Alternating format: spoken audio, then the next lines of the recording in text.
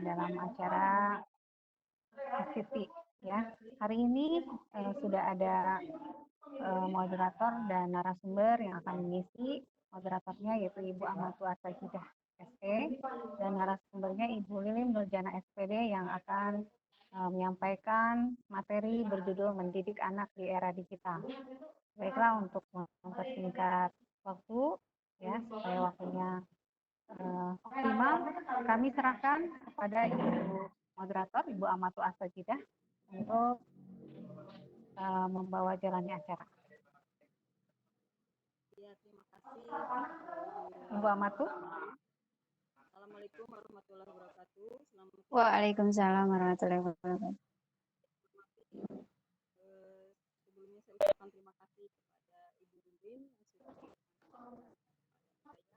saya untuk memandu acara ini ke depan.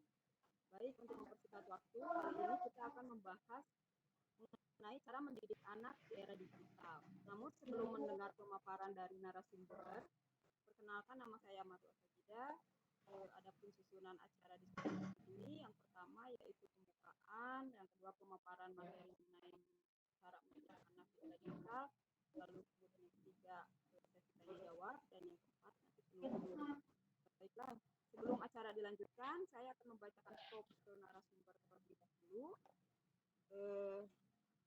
Nama Ibu Lilim Nurjana SPD, lahir di Cianjur 13 November 1988, berasal dari Tangguh Kabupaten Cianjur. Pengalaman guru IPA US Dar Al-Falah Tangerang dari tahun 2012-2014, kemudian guru kimia agrobiania SMKN 1 Tangerang dari tahun 2014 sampai sekarang. Status menikah, prinsip hidup, berbuat baiklah tanpa mengedepankan urusan pribadi. Demikian profil narasumber. Selanjutnya pemaparan mendidik anak di era digital kepada Ibu Lilim. Silakan Bu Lilim. Bu Amatu yang telah membantu untuk kegiatan ini, dan juga Bu Rinrin, dan juga untuk instruktur yaitu Bu Ade sendiri, dan untuk Bu Yuli. Baiklah, untuk edisi sekarang kita akan membahas tentang anak di era digital. Sebenarnya kalau dikatakan anak era digital, saya itu bukan termasuk anak era digital. Karena kalau dikatakan era digital itu anak yang memang sering dikatakan itu generasi Z. Kalau posisinya saya lahir tadi tahun 88, berarti kategori anak yang dikatakan kalau tahun segitu itu kategorinya generasi Y gitu. Jadi saya juga tidak terlalu berpengalaman sekali, hanya saya ingin berdiskusi dan juga men-share kembali. Barangkali Bapak Ibu sudah pada menyimak materi ini, dan saya materi ini dapatkan juga dari dunia internet juga ya di sana. Untuk selanjutnya tadi sudah diperkenalkan, nama saya Lilim Nurjana dan saya asli orang Cianjur gitu. Efisienkan waktu, sebentar saya list terlebih dahulu materinya.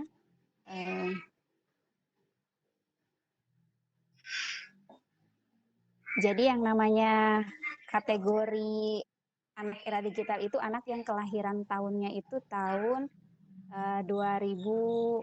90 ke sini gitu. Jadi kalau misalnya dikatakan kelompok-kelompoknya, misalnya ada Bapak dan Ibu yang lahirnya tahun 1960 sampai 1980, itu kategori kalau dikatakan generasi masih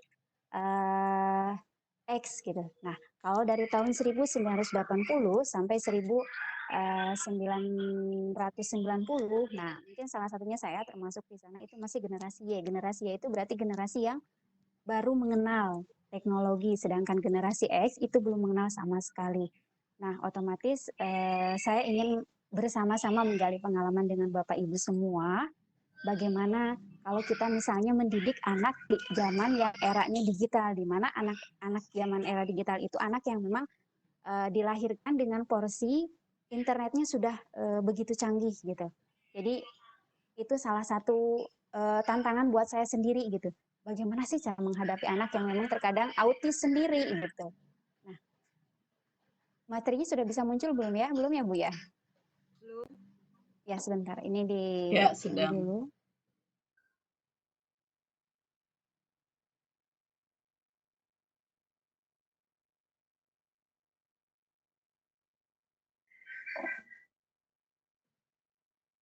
Apakah sudah muncul, Bapak Ibu? Belum, Bu. Sekarang gimana? Masih belum. Masih belum ya? Ya. Bu Yuli nampak muncul kali ya? Ya, muncul. Sudah ada ya, Bu ya? Sudah muncul, ya. Iya, oke. Alhamdulillah. Baiklah, tadi seperti yang saya jelaskan, saya juga dapat materi ini dan juga saya dapat referensi ini itu dari Kementerian Pendidikan Kebudayaan, Direktorat Jenderal PAUD dan Pendidikan Masyarakat itu pada tahun 2018 ini di salah satu modul yang dijadikan sebagai pelatihan juga.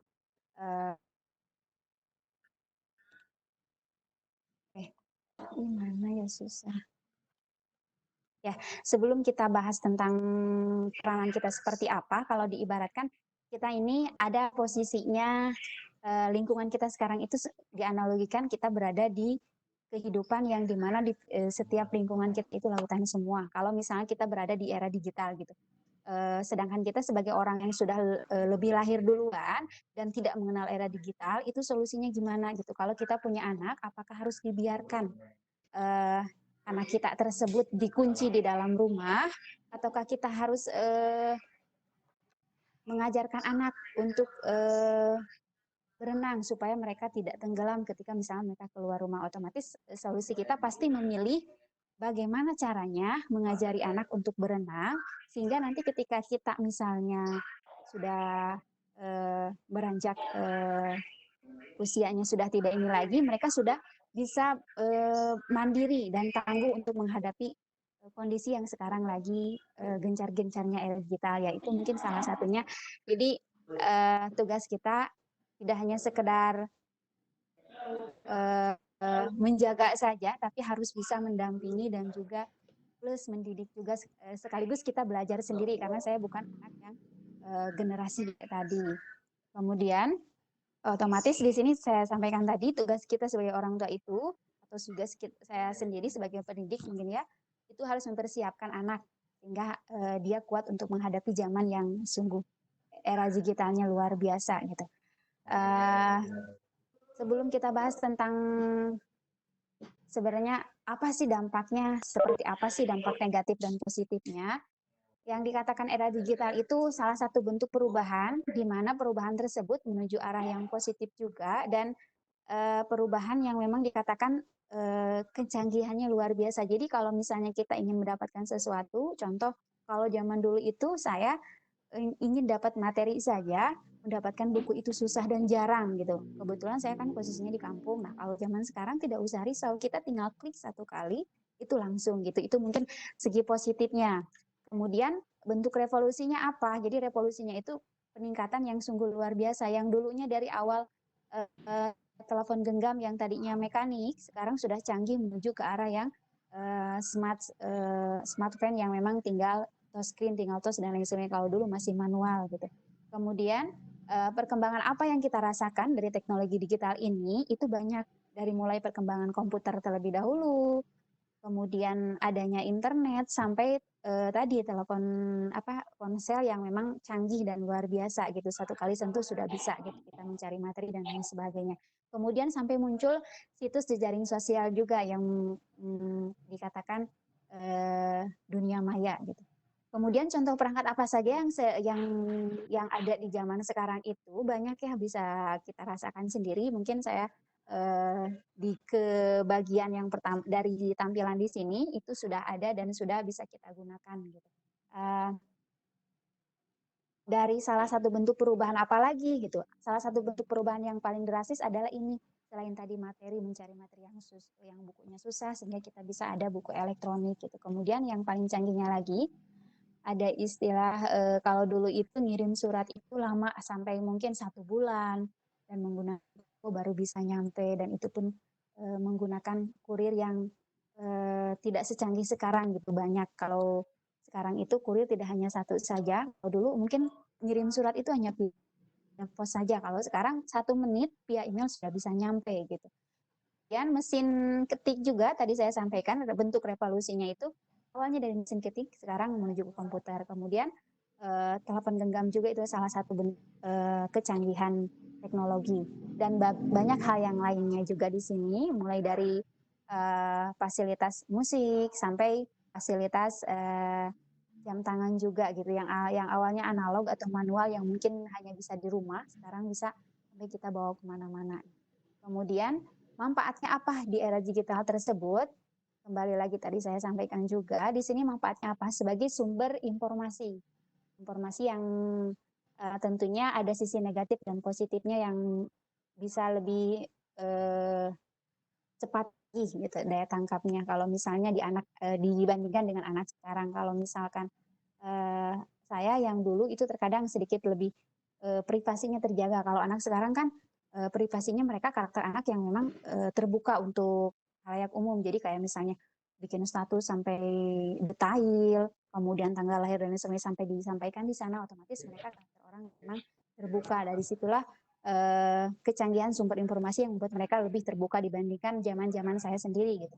Kemudian bisa membangun kreativitas anak sehingga kalau di segi nilai positifnya anak bisa lebih kreatif lagi gitu. Kemudian mempermudah komunikasi juga. Misalnya kita punya saudara yang jauh, kita bisa merasa lebih dekat lagi gitu dengan kecanggihan adanya video call dan lain sebagainya, termasuk program sekarang yaitu Webex gitu ya. Kalau misalnya kita dikatakan kita jauh, ya memang pada jauh semua gitu. Kalau misalnya dengan adanya kecanggihan, kalau kita dipertemukan dalam satu event kan cukup lama, ini mah dalam waktu hitungan 1 menit, 1 jam kita bisa bertemu semuanya dalam edisi ini gitu. Kemudian manfaat yang lainnya apa? Kita bisa melakukan pembelajaran jarak jauh nih, khususnya untuk kita sebagai pendidik gitu. Kalau misalnya saya sendiri ya, kemudian bisa membangun jejaring sosial juga, kemudian mendorong pertumbuhan ekonomi bagi seorang pengusaha, dan bisa memperbaiki pelayanan publik yang tadinya mungkin pelayanan tersebut manual gitu. Nah sekarang bisa lebih canggih lagi, itu salah satunya manfaatnya. Dan yang paling terakhir itu bisa mendorong munculnya profesi baru gitu. Jadi kalau misalnya saya dengar nih, kalau ada anak yang ditanya, saya pernah mendengar kebetulan keponakan saya sering ditanya seperti ini, "Dek, cita-citanya apa?" Dan jawabannya kalau misalnya saya dulu gitu, cita-citanya ingin jadi polisi, jadi dokter, dan misalnya kalau anak sekarang beda. Jadi mereka ketika ditanya, "Dek, cita-cita ingin apa?" "Ingin jadi YouTuber," katanya, "ingin jadi seorang yang suka bikin program main game dan lain sebagainya." Itu salah satu jawaban yang tantangan buat kita sendiri yang harus kita hadapi. Jadi kalau misalnya kita tidak arahkan ke sana juga, nanti anak berarti jadi anak yang memang tidak siap untuk menghadapi era sekarang gitu. Kemudian kita peranannya sebagai orang tua harus seperti apa, dan dikatakan mungkin anak kita itu anak yang memang tadi saya katakan lagi, anak yang memang generasinya generasi Z, di mana generasi Z itu sejak lahir, sejak dia ada di sini atau di dunia ini, itu sudah yang namanya mengenal alat digital itu sungguh sudah tidak bisa dilakukan lagi gitu. Nah, kalau kita mungkin saya sendiri itu dikategorikan sebagai orang tua yang berada pada posisinya imigran digital, jadi peralihan gitu. Sekarang, sedangkan saya misalnya dari segi pengetahuan digital saja masih belum terlalu banyak menguasai, sedangkan anak yang generasi Z tadi itu sudah tidak usah dikasih tahu juga, mereka sudah bisa gitu karena mungkin saking sumber informasinya meluas gitu. Nah, ciri-cirinya seperti apa anak-anak kita kalau zaman digital itu? Tadi saya katakan juga, jadi mereka itu selalu ingin menunjukkan identitas di halayak umum, seperti mereka ingin punya Facebook, ingin punya Twitter, ingin punya Instagram, sampai identitas mereka sendiri buktikan kepada dunia bahwa mereka ingin dianggap identitasnya secara sosial gitu di dunia maya. Namun kemudian secara privasi juga mereka cenderung terbuka dibandingkan kita yang generasi Y dengan generasi X gitu. Jadi terkadang kritisnya juga mereka lebih dibandingkan kita. Nah, itu salah satunya. Kemudian karakter yang lainnya memang mereka akan memiliki kebebasan untuk berekspresi, di mana mereka ingin sekali untuk memperoleh kebebasan gitu. Jadi terkadang anak jadi sukar untuk diatur, kemudian sukar untuk dikontrol juga, dan terakhir itu mereka kalau untuk dari segi proses belajar mereka lebih cepat, lebih mudah gitu, karena mesin pencarian di internet itu sudah banyak gitu, seperti Google, Yahoo, dan lain sebagainya. Jadi terkadang proses untuk pembelajaran mereka lebih cepat dibandingkan kita gitu. Nah, apa saja yang harus kita lakukan sebagai orang tua dan juga sebagai pendidik itu minimal kita bisa memberikan pendampingan kepada anak kalau memang kita tidak memiliki pengetahuan yang lebih. Contohnya saya sendiri terkadang gaptek gitu. Kalau anak sekarang, anak yang usia SD saja mereka sudah bisa upload YouTube, sedangkan saya belum bisa apa-apa. Nah, berarti solusinya gimana? Berarti kita harus minimal mendampingi anak kita. Gimana caranya kalau misalnya anak kita menggunakan YouTube dan lain sebagainya, misalnya mengupload video dan sebagainya, itu dikasih pendampingan supaya arahannya mereka tidak mengupload hal-hal yang kurang sesuai gitu. Itu mungkin hal yang harus diperhatikan oleh orang tua, khususnya oleh saya sendiri. Kemudian hal apa lagi gitu? Hal yang paling rentan adalah kesehatan pada mata anak. Jadi ketika misalnya anak menggunakan digital itu, ada dampak negatifnya apa? Nanti kondisi kesehatan mata anak itu sedikit terganggu penglihatannya. Jadi memicu penglihatan anak jadi tampak buruk gitu. Efek sampingnya itu salah satunya. Kemudian masalah tidur anak juga terganggu. Tadi kesehatan mata, karena saking lamanya anak tersebut melihat layar digital sehingga membuat dia masalah tidurnya jadi terganggu gitu. Kemudian dampak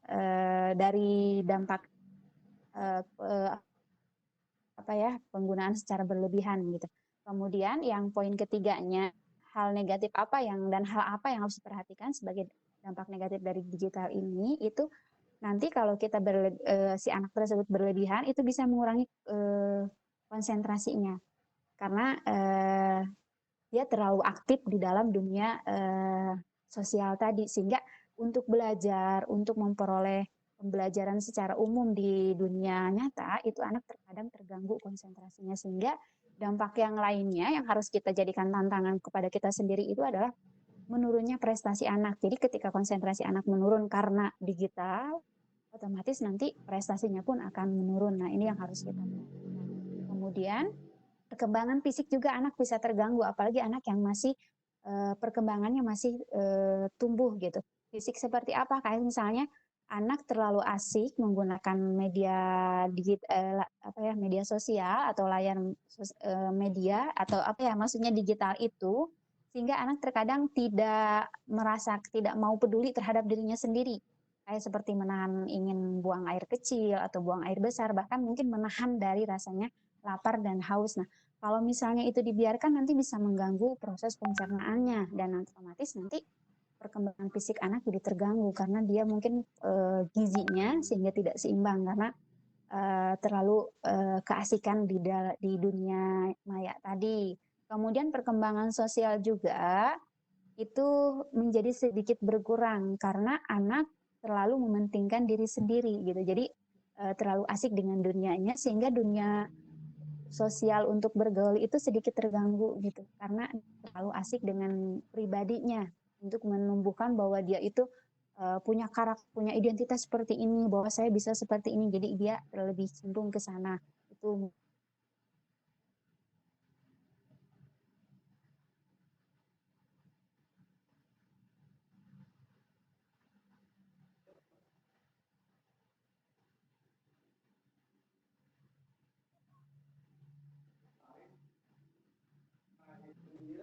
Loading ya, Bu Lilim, loading.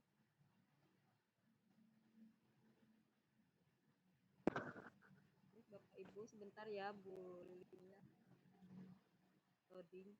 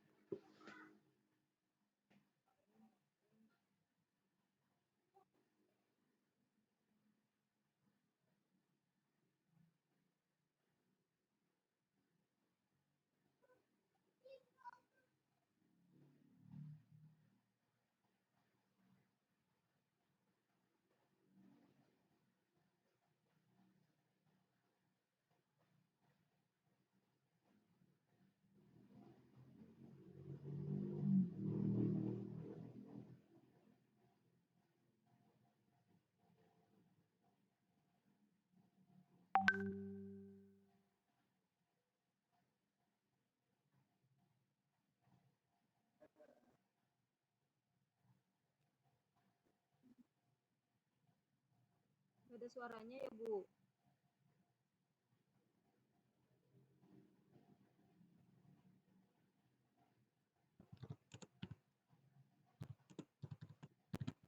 Cek, cek.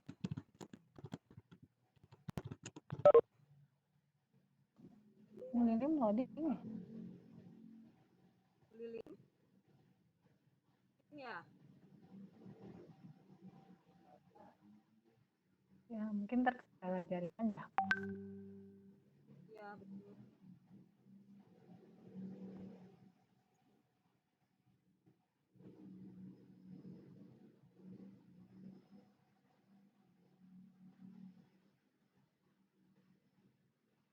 Bu Lilin silakan. Sudah masuk lagi. Ya, Bu Ahmad tuh bagaimana? Lilinnya Ya, loading keluar. Bu Lilin sudah baru masuk lagi, tadi keluar, baru masuk lagi, tapi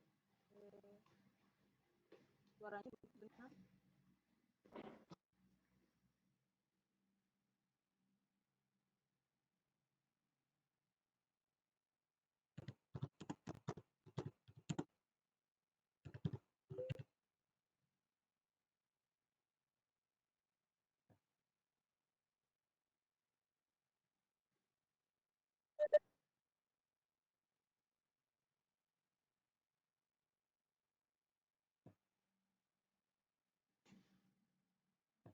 Bu Ahmad tuh bagaimana sinyalnya bagus?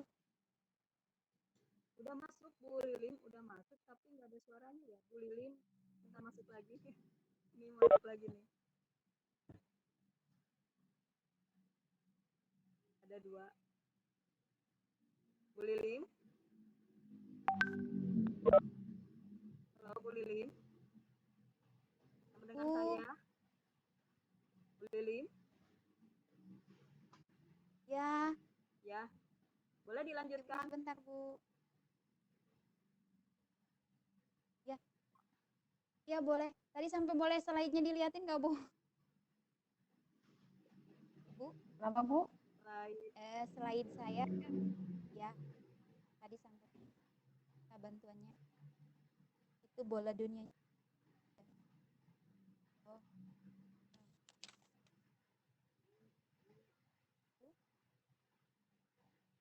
Nggak kedengeran suaranya.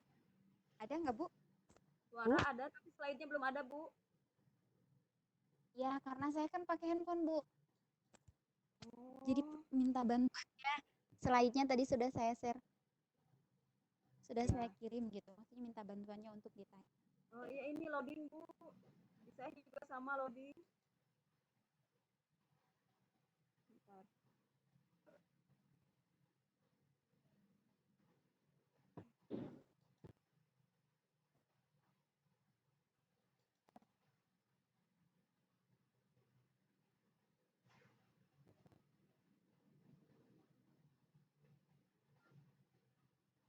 Hari ini sinyalnya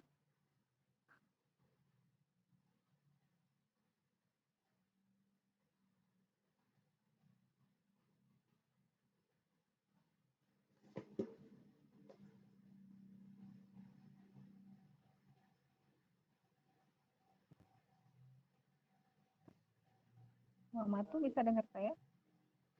Ya, bisa, bisa, Bu. Ya. Kayaknya lagi loading Bu Lilin.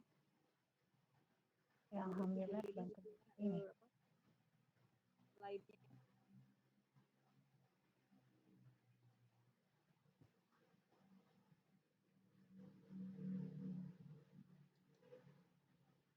Halo Bu Lilin? Bu Lilin?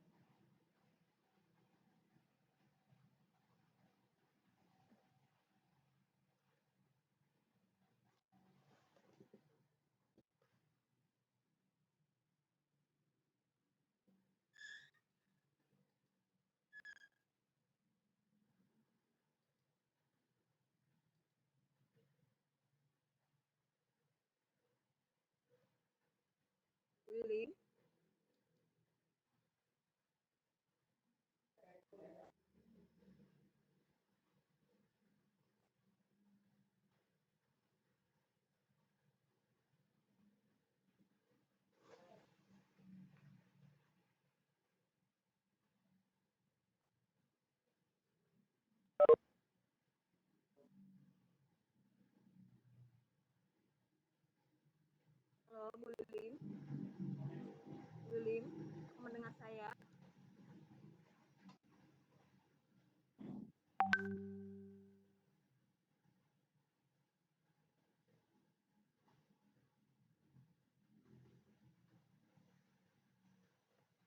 Ya, boleh sementara keluar lagi. Mungkin saya memang betul-betul kurang mendukung ya di sana.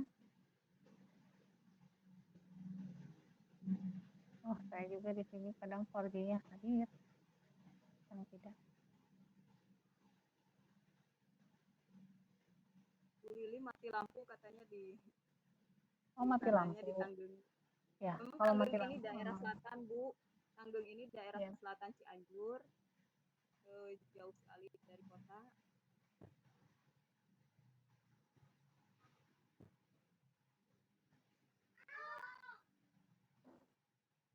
Nah, sudah masuk lagi. Bu Lilim silakan.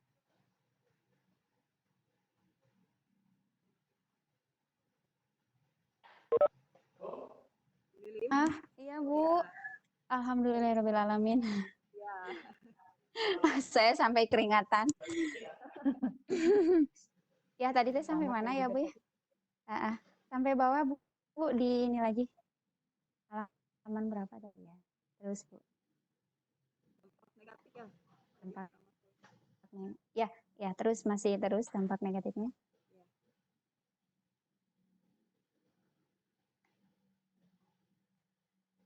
Nah itu Bu, yang atas. Nah yang satunya lagi masih dampak negatif. Terus halaman 19. Nah gitu ya. Oke, saya lanjutkan. Mohon maaf. Untuk yang ya suaranya ada kan ya? Ada. Sekarang bagus suaranya. PPT-nya katanya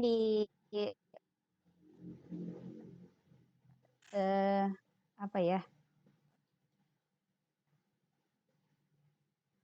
Ya, dilanjutkan. Bentar. Yang ketujuh itu perkembangan otak dan hubungan dengan penggunaan media digital itu pengaruhnya sangat banyak sehingga harus diseimbangkan gitu. Jadi pola bermain anak di digital itu dengan di dunia nyata harus diseimbangkan. Otomatis anak perkembangannya dunia sosialnya itu tidak terganggu kalau untuk khusus untuk anak yang misalnya dari kecil ditanamkan seperti itu. Kemudian untuk yang kedelapannya itu bisa menunda perkembangan bahasa anak kalau misalnya kita memberikan media digital tersebut kepada anak yang di bawah usia 2 tahun gitu. Jadi mereka lebih asik menyaksikan dibandingkan untuk berbicara atau untuk mencoba berbicara dan lain sebagainya. Jadi mereka lebih asik ke menyaksikan, kemudian istilah kalau di Sunda mah otak ngatik hungkul tiasana gitu, jantan tiasa ka mana-mana.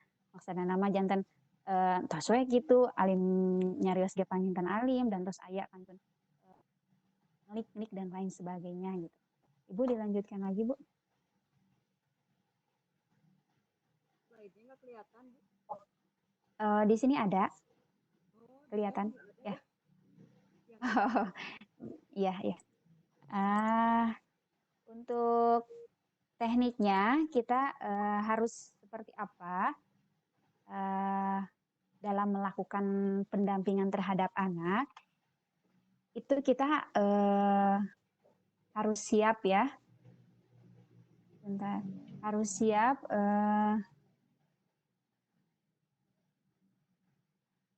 siap untuk menambah pengetahuan. Jadi mungkin sambil anak belajar juga belajar era digital, kita juga minimal harus lebih awal belajarnya gitu. Jadi otomatis nanti ketika ada sesuatu anak ke arah yang kurang sesuai atau ke arah negatif, kita bisa alihkan gitu. Jadi terkadang ada konten pengaturan gitu kalau misalnya di YouTube dan lain sebagainya. Jadi kapasitas untuk anak usia berapa, untuk anak usia SMA dan lain sebagainya itu ada pengaturannya. Jadi kalau kita tidak tahu dan kita tidak menambah pengetahuan, otomatis anak akan asik dengan hal-hal yang kurang baik gitu. Kemudian pendampingan selanjutnya itu mengarahkan penggunaan perangkat itu untuk hal yang jelas gitu.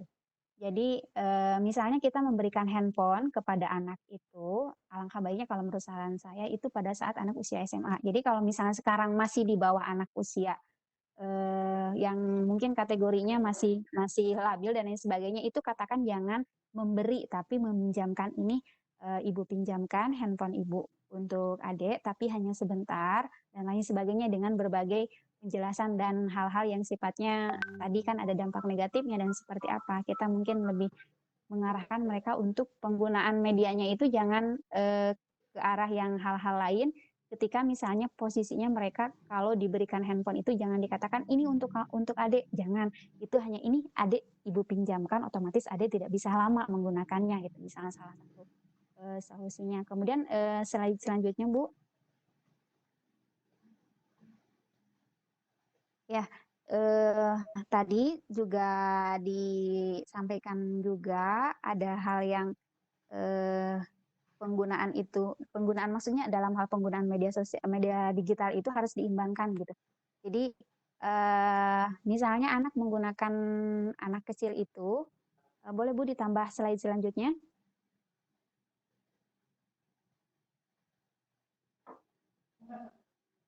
Jadi saya lupa lagi. Sebentar ya. Tadi boleh sebelumnya Bu.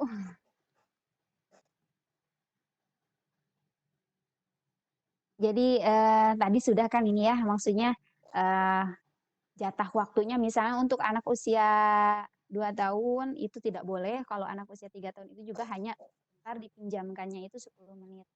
Kemudian poin keempatnya tadi kan sudah disampaikan juga Bu, dilanjut saja poin keempat. Poin selanjutnya juga, nah ini untuk penggunaan aplikasi itu programnya dipilih untuk hal yang positif. Misalnya untuk anak yang di bawah usia 3 tahun itu kita bisa berikan untuk belajar mengenal huruf dan lain sebagainya, itu dikasih program yang positif gitu. Kemudian yang selanjutnya itu yang keenam adalah mendampingi dan meningkatkan interaksi. Jadi selain meminjamkan media digital tersebut kepada anak, kita juga harus dampingi anak gitu. Jadi biar aktivitasnya itu bersama sama gitu bareng. Jadi misalnya di sini kan dampingi anak saat berselancar di dunia maya menggunakan satu perangkat digital pada kesempatan yang sama sebagai aktivitas keluarga. Jadi bersama gitu bareng. Jadi jangan sampai dikatakan anak kecil saja mereka sudah punya akun. Jangan sampai dikasihkan seperti itu saran dari sini. Jadi otomatis kita gunakan bersama. Ini kita kenalkan dunia kayak seperti Facebook dan lain sebagainya, tapi itu milik bersama dan itu milik keluarga. Jadi tidak ada istilahnya oh milik adik nih, nama adik sudah di sini dan lain sebagainya, jangan kalau menurut saya gitu. Kemudian dari kaitannya dengan yang ini selanjutnya Bu, poin yang selanjutnya otomatis dari penggunaannya itu harus secara bijak. Jadi orang tua juga harus memberikan batasan usianya, harus memperhatikan usianya berapa dan dikasih batasan juga. Jadi nantinya yang terakhir poin di sini. Jadi orang tua yang kurang, terkadang kalau misalnya kita tidak seperti itu, orang tua yang kurang bijaksana itu dalam menggunakan perangkat digital itu menjadi lebih kasar atau mengabaikan anak. Jadi terkadang kan saya sering menemukan orang tua yang ya mungkin lingkungan saya sendiri, maaf bukan saya ingin menjelekkan siapa atau seperti apa, cuman saya pernah menemukan lingkungan saya sendiri, orang tuanya lagi asik mungkin karena lagi ada temennya dan lain sebagainya, kebetulan anaknya ingin mengajak bermain karena orang tuanya mungkin tidak bisa, akhirnya anak tersebut dikasih perangkat digital dengan tujuan untuk menghibur. Nah itu salah satu kebijakan yang menurut saya kurang sesuai, karena nanti anak jadi ketagihan, jadi dia punya alasan lain yang membuat dia untuk dikasih lagi. Terkadang anak lebih cerdik dibandingkan kita dengan oh kemarin saya seperti itu gitu. Nah nanti saya gitu lagi gitu. Jadi terkadang anak jadi dari hal yang kecil nanti dia akan menjadi satu kebiasaan gitu. Kemudian yang kedelapannya, yang selanjutnya Bu, aktivitas dunia maya, komunikasi jarak jauh, membaca berita, melihat gambar dan video merupakan kegiatan dunia maya itu sendiri. Nah saat inilah yang tepat bagi orang tua untuk mempersiapkan anak berkunjung ke dunia maya. Jadi kita berikan kegiatannya itu mengenalkan aktivitas dunia maya, tapi kita sambil dampingi dengan memperlihatkan gambar, video, dan berita yang sifatnya tapi kitanya masih ada, tapi hal-hal yang nih Dek, dari manfaatnya dunia digital tersebut ada anak yang seperti ini lain sebagainya. Kalau misalnya anaknya yang sudah mengerti dan sudah, tapi dan memang anak sekarang mah nggak usah di ini juga, mereka sudah oh ternyata jadi bisa menyimpulkan sendiri gitu bahwa apa ya Bu. Selanjutnya telusuri aktivitas anak di dunia maya dengan cara tadi kita kan yang sekali lagi saya sampaikan, jadi anak jangan sampai dibuatkan media sosial. Itu pun kalau misal dia menggunakan media sosial keluarga, itu kita bisa telusuri gitu. Jadi nantinya bisa kita pelajari dan kita bisa juga membuat privasi batasan gitu bahwa kalau kita misalnya punya konten YouTube, konten Facebook itu ada aturannya kalau untuk anak berarti nanti tampilannya seperti apa. Kita bisa cek juga nanti anak sering lihat apa gitu. Kemudian selanjutnya penggunaan, nah ini untuk penggunaan media digital sesuai usia dan tahap perkembangannya itu sangat perlu kita ketahui. Selanjutnya Bu. Nah ini juga sama ya, sudah saya inikan juga. Jadi batas usia penggunaannya itu tadi sarannya adalah 2 tahun ke atas. Itu sampaikan kepada anak batasan waktunya, kemudian manfaatnya untuk apa, sampai jenis-jenis yang perlu dimanfaatkan di handphone itu apa saja gitu. Jadi nanti dari misalnya ada karena kita misalnya kebetulan handphonenya jamnya mati, kita tunjukkan nih Dek ini kalau kita ada kendala melihat jam dan lain sebagainya, ini bisa konten stopwatch apa ya jam dan lain sebagainya bisa kita lihat. Jadi dikenalkan hal-hal yang sifatnya yang proporsinya formal gitu untuk usia ini. Kemudian selanjutnya Bu, jangan sampai diberikan tayangan yang kurang sesuai sampai hal-hal yang misalnya kekerasan, bisnis, konten yang tidak sesuai juga, sampai bahasa kasar. Jadi istilahnya hindari lah itu semua. Untuk usia 4-6 tahun juga masih sama, ini bisa lebih kita ajak anak untuk membuat kesepakatan. Jadi kalau misalnya kita memberikan handphone, buatlah kita kesepakatan dengan anak, misalnya kalau misalkan ya, saran saya ketika misalkan anak tersebut menggunakan handphone, kita misalnya di awal 1 jam, atau misalnya jangan 1 jam ya Bu, misalnya setengah jam kita anjurkan, kemudian dia melebihinya, kita kasih kesepakatan adik akan dapat konsekuensi apa, misalnya dapat hafalan apa, misalnya seperti itu. Kemudian kenalkan anak ke huruf, angka, dan lain sebagainya, sampai nantinya anak bisa terampil gitu. Kemudian selanjutnya Bu, ya sekali lagi hindari yang sifatnya kurang sesuai gitu. Selanjutnya aja dengan tadi sudah intinya sama. Nah, usia 8-12 tahun itu harus bisa memiliki kesepakatan. Tadi kalau tadi mungkin kesepakatannya hanya sekedar konsekuensi, kalau ini kesepakatan berkaitan dengan apa ya, apresiasinya. Kalau misalkan tadi mungkin peranannya ada konsekuensi tapi ada sifatnya penghargaan juga, ini pun sama. Nantinya apa ya? Jadi mungkin rewardnya juga kalau misalkan dia membuat sesuatu yang sifatnya atau dia menggunakan handphonenya untuk hal yang baik gitu. Kemudian yang poin kedua, memanfaatkan program atau video yang menunjukkan berbagai pengalaman positif yang menstimulus imajinasi anak. Jadi tunjukkan bahwa program ini manfaatnya untuk ini, video ini manfaatnya untuk ini juga. Kemudian mendiskusikan hal yang baik, yang tidak juga dari karakter di media sosial yang mereka kenal. Jadi misalnya ada hal yang baik nih Dek, Adek bisa ikuti nih, misalnya ada anak yang memang sukses jadi YouTuber masih kecil, nah kita bisa jadikan contoh mereka. Kemudian untuk hal yang tidak baiknya kita jangan kita arahkan juga gitu. Kemudian diskusi terkait dengan peranan antara laki-laki dan perempuan sampai mana batasannya. Kemudian yang kelimanya menghindari tayangan yang tidak baik juga seperti apa ya, merokok, kemudian memberikan pemahaman tentang mengenai anggota tubuh yang boleh dikatakan mungkin jadikan lelucon ataupun tidak. Jadi jangan sampai dianggap di dunia maya itu misalnya ada hal yang tidak sesuai, tapi kalau kita batasin enggak sih. Ya Allah. Selanjutnya, maaf ya Bu, menghindari yang untuk usia 12 ini hampir sama ya pada intinya. Lanjut saja Bu. Nah, untuk tahap ini mungkin kita bisa mengajarkan anak untuk bisa membuat atau mengeksplor diri. Dari awal tadi sudah disampaikan, buat kesepakatan, diajarkan.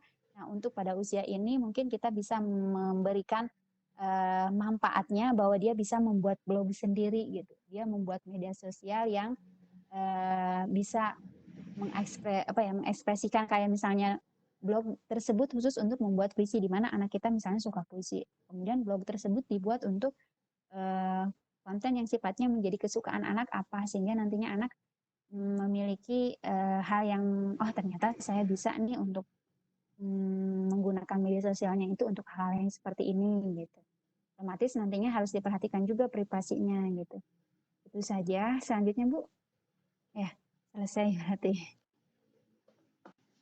Baik, sudah selesai Bu Lilis. Ya, ya Ibu.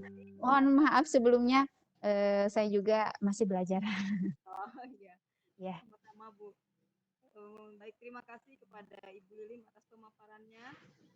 Luar biasa. Mudah-mudahan bisa menginspirasi dan memotivasi Bapak Ibu hebat semua. Selanjutnya untuk sesi tanya jawab. Pada sesi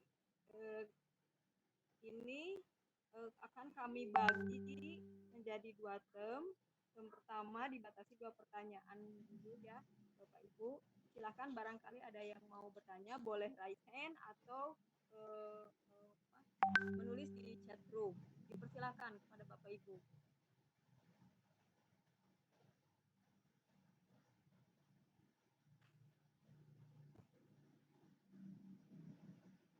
Silakan Bapak Ibu. Ada yang ditanyakan?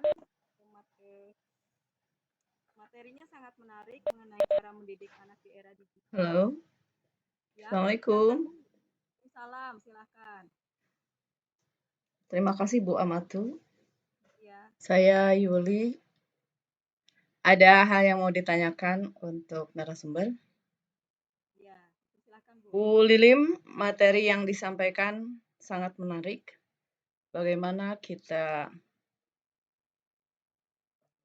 memanfaatkan media secara bijaksana, media sosial secara bijaksana di era digital ini untuk para anak sesuai dengan kemampuan usianya.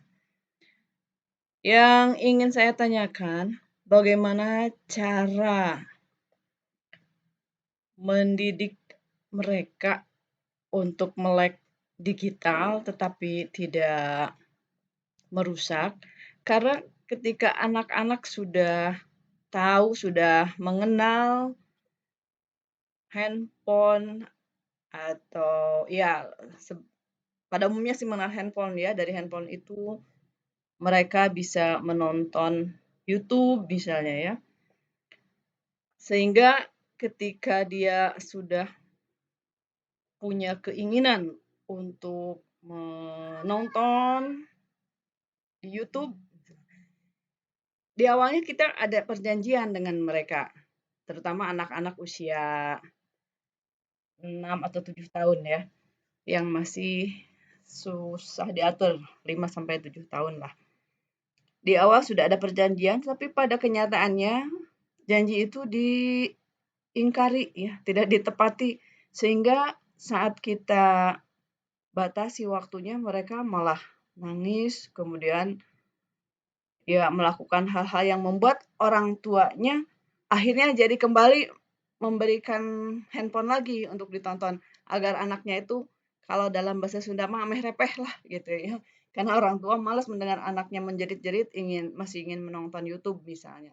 Nah, untuk hal-hal yang seperti ini pasti ada di beberapa keluarga mengalami hal yang demikian ya. Jadi anaknya kalau dilarang itu tidak nurut, malah melakukan hal-hal yang lebih parah lagi, entah teriak-teriak atau merusak barang yang lain, karena dia masih ingin tetap menonton.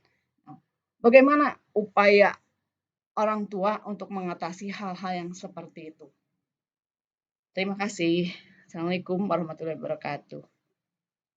Waalaikumsalam. Terima kasih Bu Yuli. Silakan Bu Lilin dijawab langsung.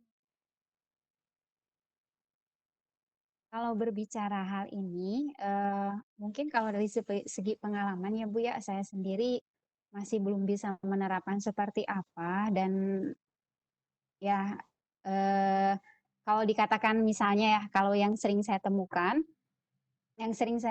dengan keponakan saya sendiri, ketika misalnya anak tersebut melebihi dari batasnya, misalnya dia dikasih waktu 1 jam, ternyata dia melebihi batasnya. Jadi jangan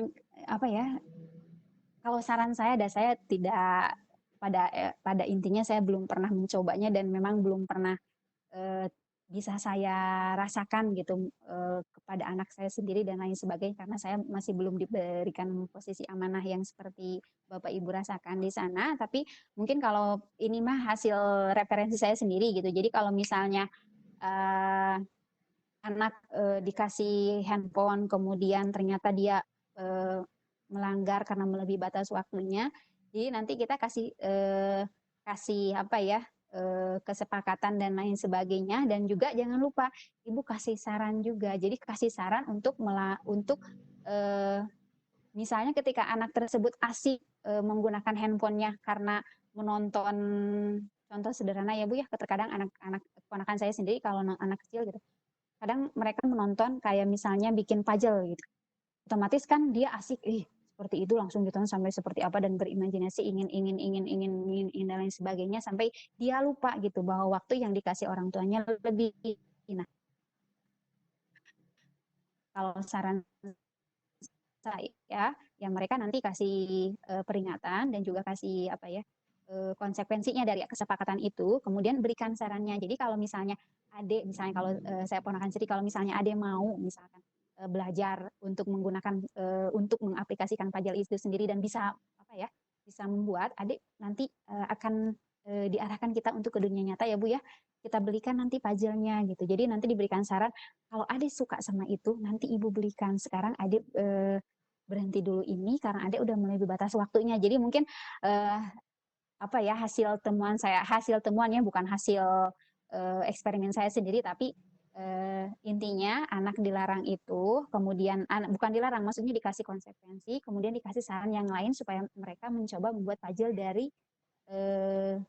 yang mungkin kalau misalnya ada di Bapak Ibu misalnya di daerahnya ada untuk barang tersebut puzzle, kita berikan mungkin solusinya. Kalau tidak ada berarti kita coba mengajarkan anak untuk membuat puzzle itu sendiri. Dari sifatnya jangan puzzle itu ada macam-macamnya, puzzle itu seperti ini. Jadi mungkin mendidiknya itu kita barengi dengan pengetahuan bahwa puzzle itu ternyata bukan hanya itu saja, bisa hal yang lain dan bisa dibuat dari segi bukan hanya dari produk itu saja. Kalau misalnya kita tidak tidak ada di daerah kita sendiri, jadi kita ganti dengan membuat puzzle misalnya asli dan kita ajarkan itu gitu. Itu salah satunya, mungkin itu yang saya baca dari referensi dan lain sebagainya. Itu Bu Yuli barangkali.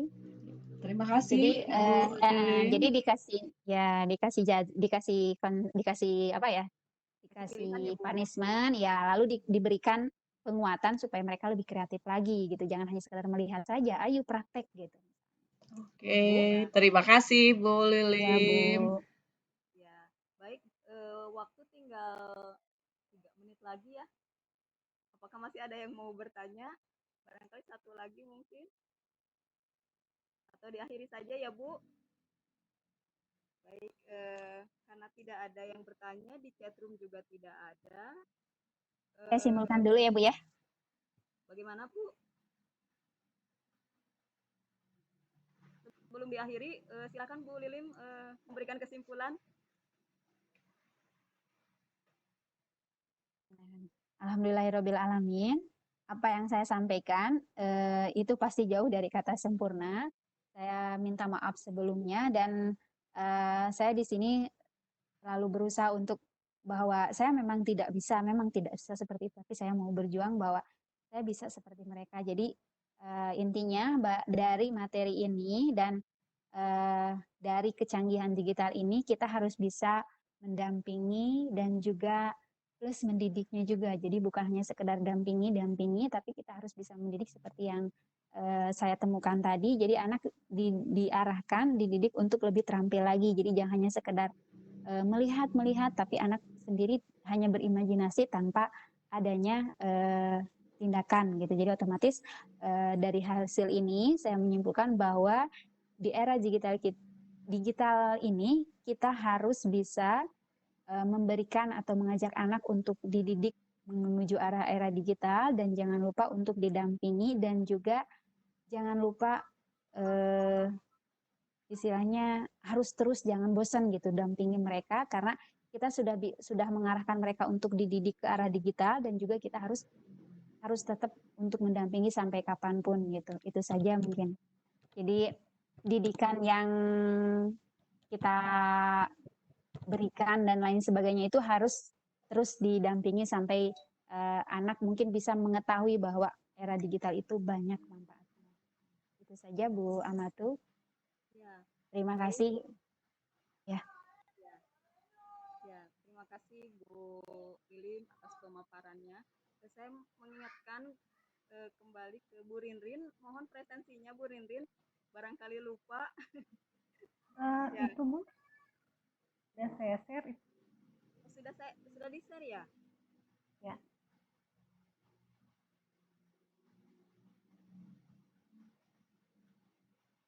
Ya, bagaimana Bu Amatu? Sudah ada Bu.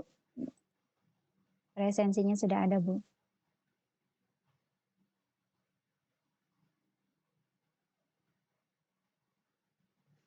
Bu Amatu, halo?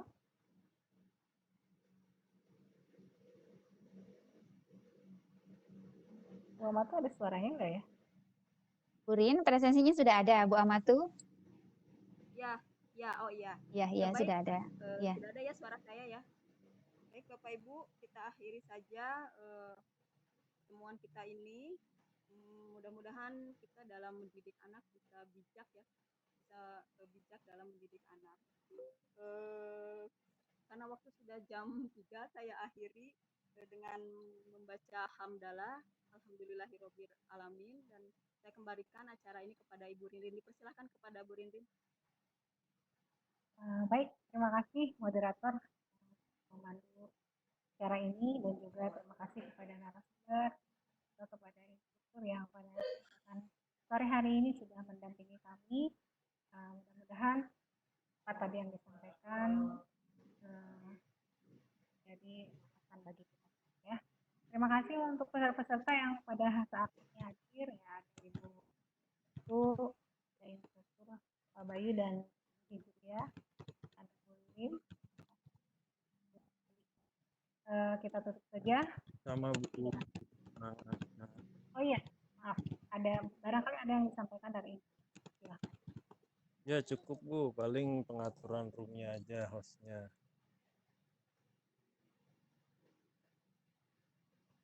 Baik, terima kasih Pak Bayu atas masukannya.